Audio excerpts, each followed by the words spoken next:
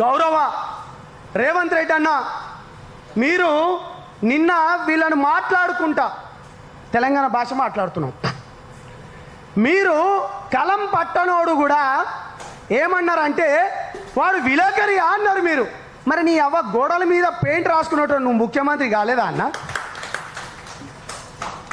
గోడల పైన పెయింట్ రాసేటోని నువ్వు ముఖ్యమంత్రి అయినప్పుడు తెలంగాణ ఉద్యమం గురించి, తెలంగాణ అస్తిత్వం గురించి, తెలంగాణ నీళ్లు నిధులు ఉద్యోగాల గురించి కొట్లాడి సాధించుకున్న ఈ తెలంగాణ రాష్ట్రంలో 100 కోట్లు పెట్టుబడి పెట్టనోడు పాప మా యూట్యూబ్ పుణ్యమా అని చెప్పి, ఫేస్బుక్ పుణ్యమా అని చెప్పి మా గొంతుకలు వినిపించడానికి ఇవాళ కొత్త తరం, నవతరం, యువతరం రక్తం ఉడకలిచ్చింతే ఈ కొత్త యువకులు 4.5 కోట్ల గొంతుకై ఇవాళ వీళ్ళు మాట్లాడుతుంటే ఇవాళ మీకు కలం పట్టనోడు జర్నలిస్ట్ అంటవా అన్న?